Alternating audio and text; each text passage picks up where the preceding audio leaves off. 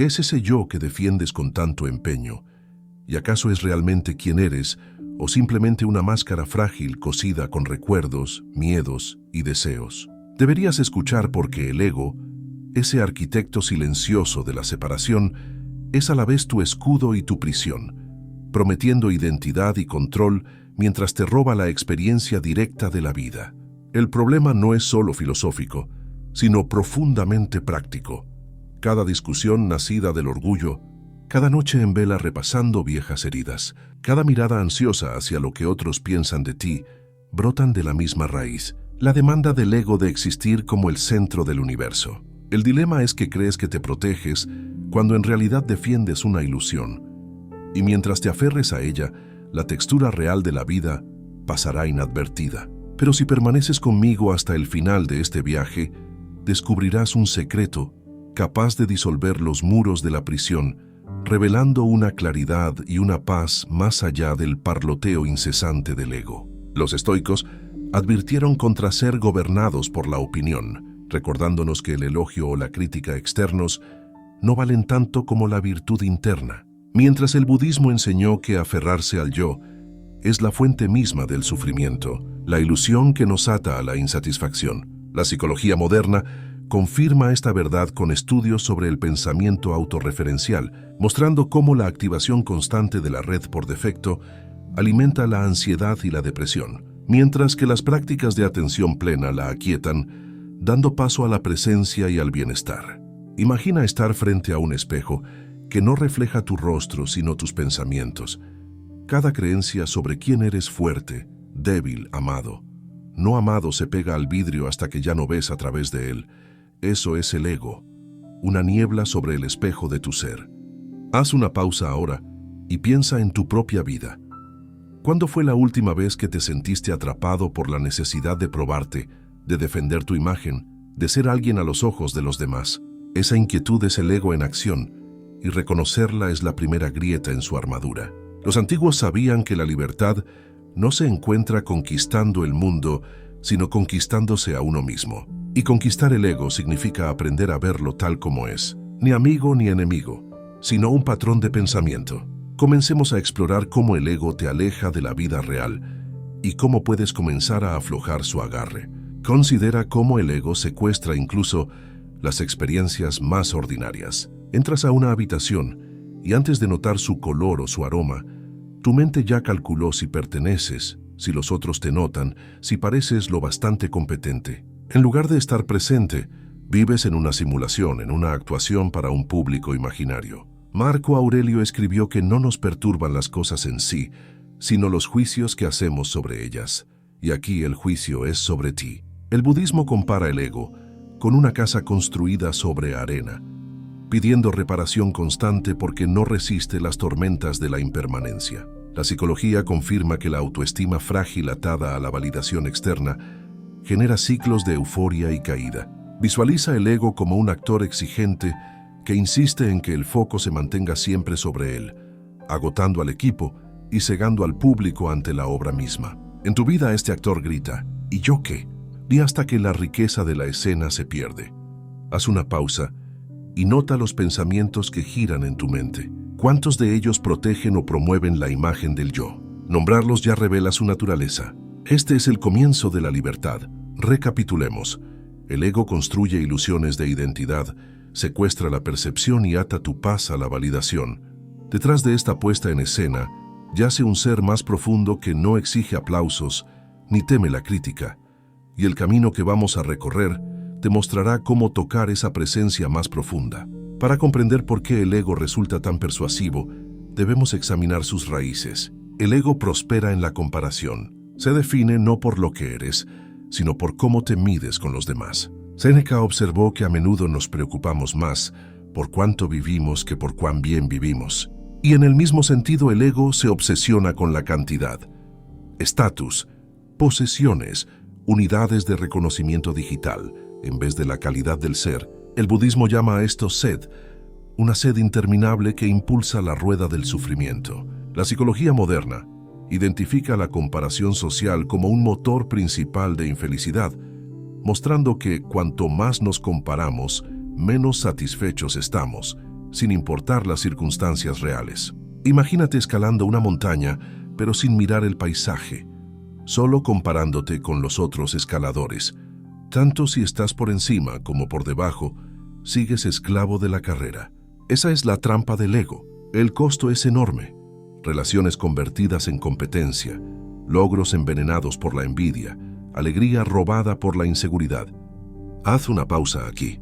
Pregúntate, ¿con qué frecuencia mides tu valía contra la de otros en lugar de habitar tu vida? Si respondes con honestidad, verás la sombra del ego por todas partes.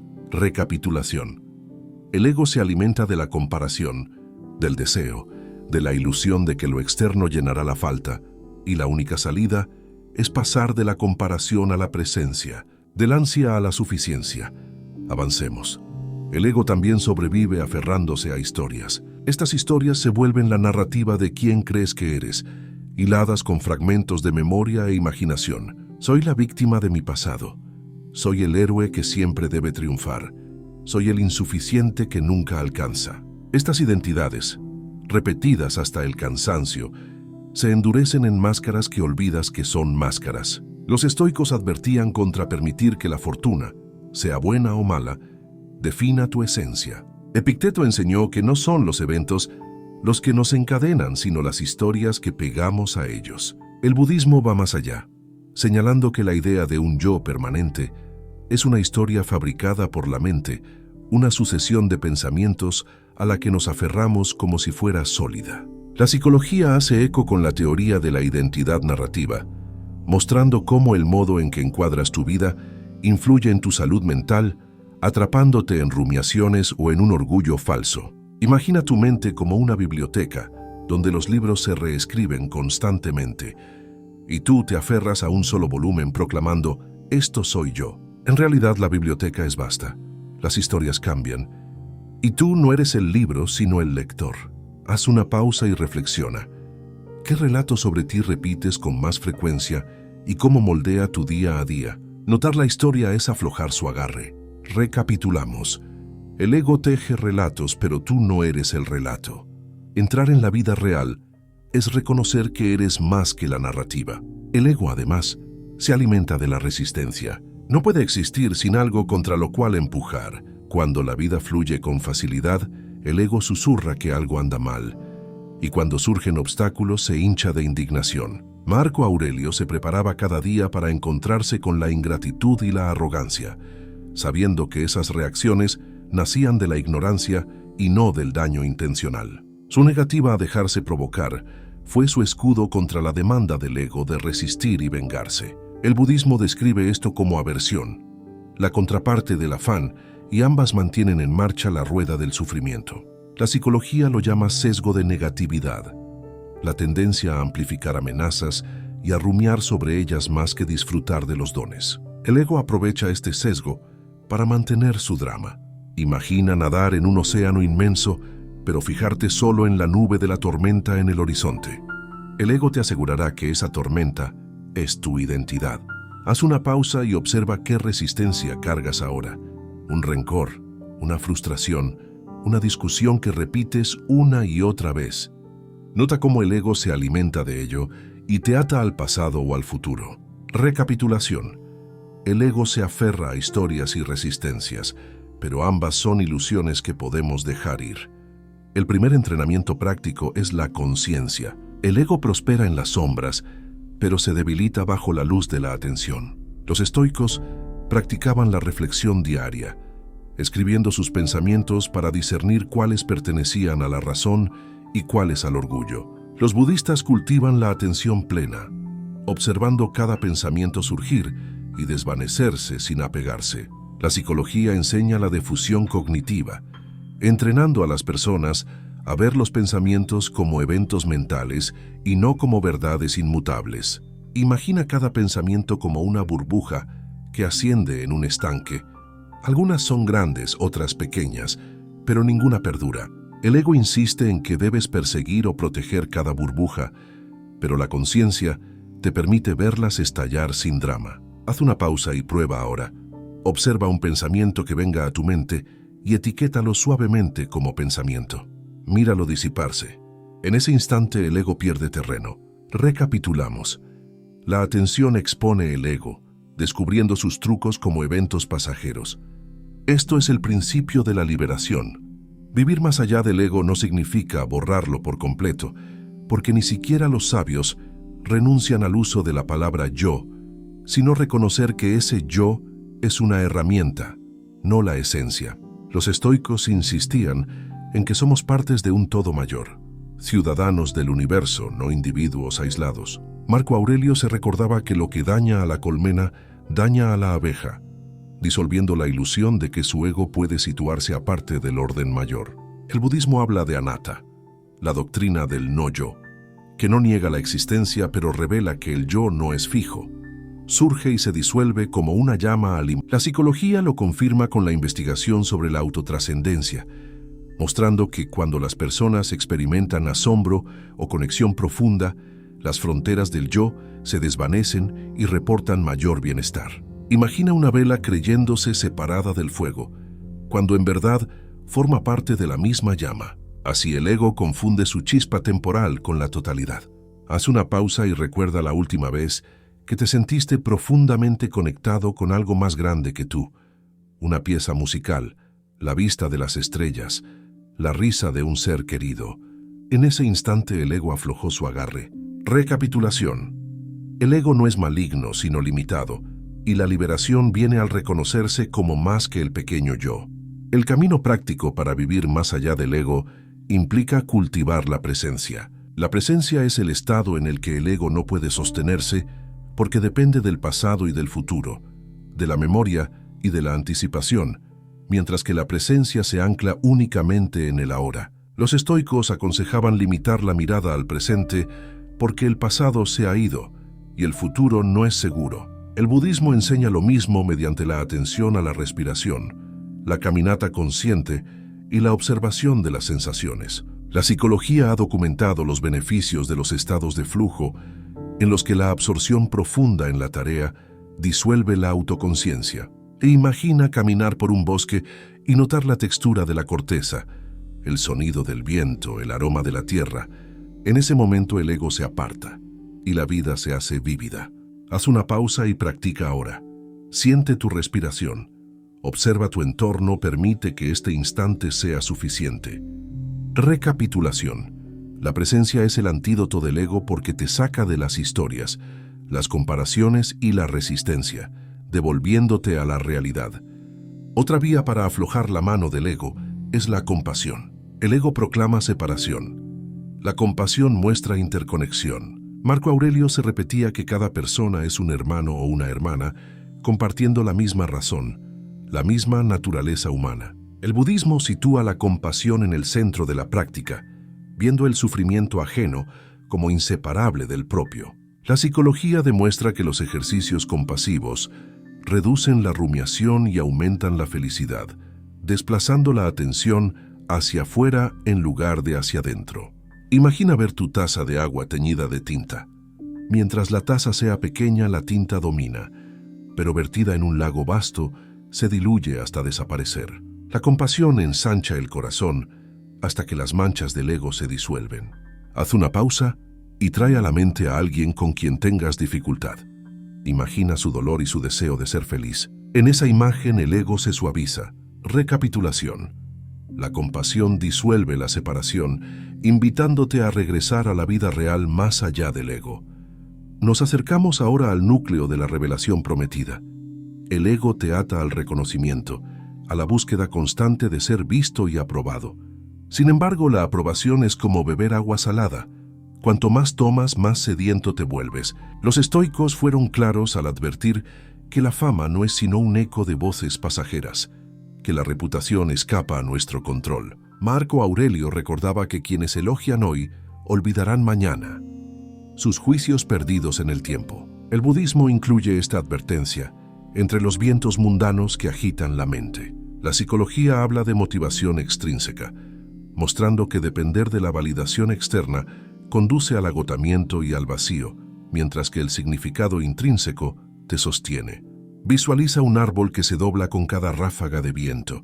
Sin raíces profundas no puede mantenerse. El ego es ese árbol que se dobla buscando aprobación en lugar de arraigarse en valores verdaderos. Haz una pausa y pregunta: ¿cuántas decisiones tuyas responden a la necesidad de agradar en vez de al alineamiento con tus valores?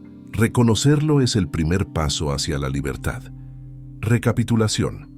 El ego desea reconocimiento, pero eso es una trampa que deja más sediento a quien la persiga. La vida real surge cuando te enraizas en lo que es real y no en juicios ajenos. El ego persigue también el control como si fuera su pan de cada día. Susurra que debes orquestarlo todo, doblar el mundo a tu voluntad y no ceder nunca. Los estoicos enseñaban que el control reside en tus juicios y acciones internas, jamás en los eventos externos. Epicteto dijo que la libertad nace cuando te enfocas en lo que es tu responsabilidad y sueltas lo ajeno. El budismo señala que aferrarse al control favorece el sufrimiento ante la impermanencia. La psicología analiza el locus de control, mostrando mejores resultados cuando se acepta lo externo y se cultiva la agencia interna. Imagina apretar un puñado de arena cada vez más fuerte. Cuanto más aprietas, menos arena retienes. Así actúa el ego. Haz una pausa y contempla. ¿Qué aspectos de tu vida intentas manejar que no te pertenecen? Puedes soltar aunque sea una pequeña parte hoy. En ese soltar hallarás serenidad. Recapitulamos. La ilusión del control es una cadena del ego.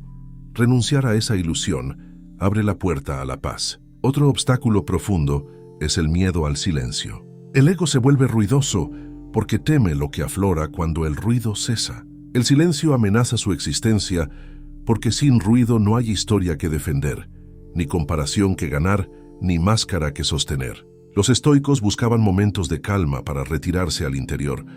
Marco Aurelio escribía sobre la ciudadela interior, un refugio imperturbable.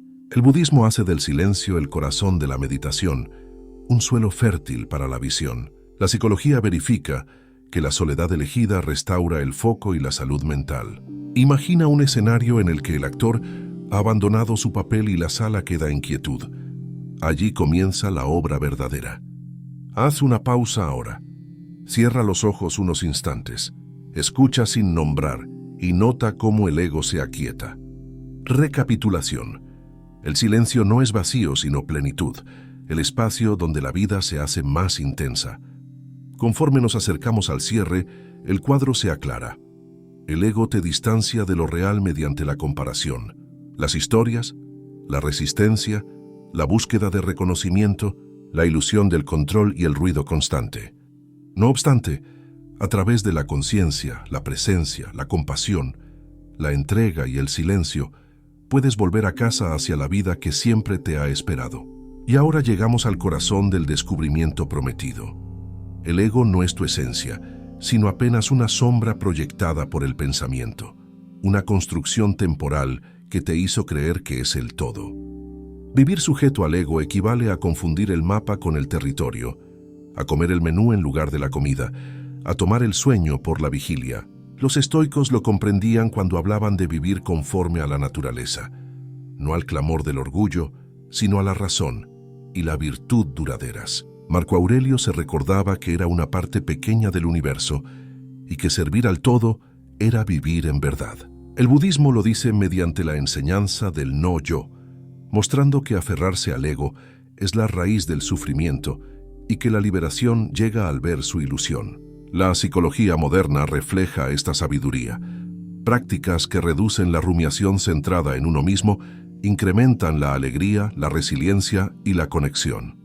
Imagina estar bajo un cielo nocturno inmenso, las estrellas infinitas y silenciosas, y descubrir que tu ego es apenas una chispa. Si te identificas solo con la chispa, temes su extinción. Pero si reconoces que eres el cielo mismo, infinito y espacioso, el miedo se disuelve. Haz una pausa y respira con esa imagen. Siente el cielo en tu interior. Esa es la vida real, más allá del ego. Recapitulación. El ego es sombra, no sustancia, y la libertad surge al distinguir la diferencia. El secreto práctico para vivir libre del ego no es su destrucción, porque no puedes luchar sombra con sombra, sino dejar de identificarte con él. La conciencia lo disuelve. Cada vez que observas un pensamiento en vez de aferrarte, Cada vez que eliges la presencia antes que la actuación, cada vez que extiendes compasión en lugar de comparación, el ego pierde fuerza. Epicteto diría que reclamas tu libertad interior. Buda lo llamaría despertar. La psicología lo nombra integración, pero la esencia es la misma. Ya no eres prisionero de la ilusión. Imagina un pájaro que ha vivido en una jaula y de pronto la puerta se abre. La jaula permanece, el ego persiste, pero el pájaro puede volar. Tú eres ese pájaro. Haz una pausa y reflexiona. ¿Cómo sería tu vida sin la jaula del ego? Esa pregunta es tu invitación. Recapitulamos. La libertad no consiste en destruir el ego, sino en liberarse de la identificación con él. Cerramos con una reflexión inspiradora. La vida real comienza cuando dejas de vivir como una imagen y empiezas a vivir como conciencia. El amor que buscas, la paz que anhelas, el sentido que persigues están aquí, siempre, pero ocultos tras el velo del ego.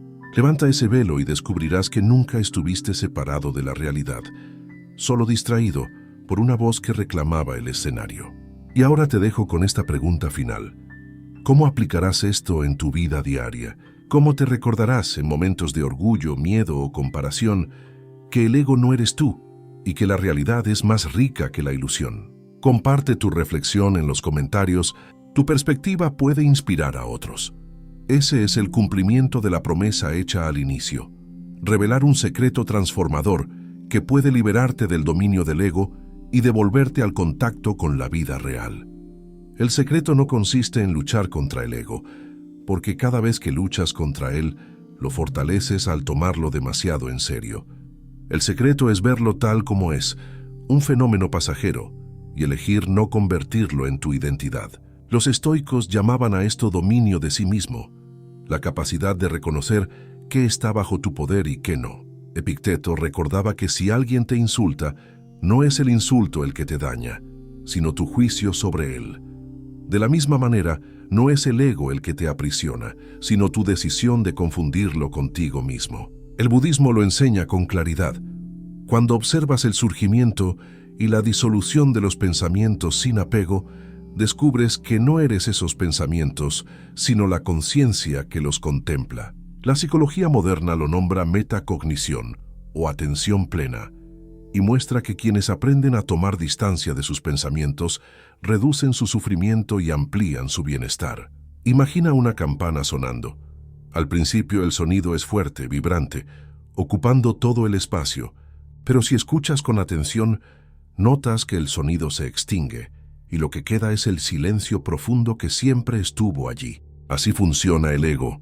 Parece absoluto, pero bajo su estruendo hay una quietud más antigua, más verdadera, que es tu ser. Haz una pausa aquí y siéntela, aunque sea por un instante. Esa quietud es tu estado natural. Recapitulemos el viaje. Exploramos cómo el ego se alimenta de comparaciones, historias, resistencias, ansias de reconocimiento, ilusiones de control y miedo al silencio. Vimos que cada una de estas trampas te separa de la vida real y te ata a una ilusión. Descubrimos también que la conciencia, la presencia, la compasión, la rendición y el silencio abren la puerta a lo real. Y finalmente comprendimos que el ego no puede destruirse, solo dejarse de confundir con quién eres. Esta es la clave. No eres la voz en tu cabeza, no eres la máscara que muestras, no eres la comparación ni la resistencia, eres la conciencia que observa todo esto pasar. La vida real comienza cuando reconoces esta diferencia. Y ahora quiero invitarte a que te lo lleves como práctica. La próxima vez que el ego surja con orgullo, con miedo o con deseo de control, haz una pausa y di, esto es solo ego. Luego regresa a tu respiración, a tu cuerpo, al momento presente. Esa práctica repetida será el camino a tu libertad. Y cierro con una pregunta que quiero que habites en tu vida. ¿Cómo aplicarás este descubrimiento en tu día a día? ¿Cómo te recordarás en medio de las distracciones y comparaciones que no eres tu ego, sino algo más profundo? Comparte tu reflexión en los comentarios. Tu perspectiva puede inspirar e iluminar el camino de otros que también buscan liberarse de la ilusión.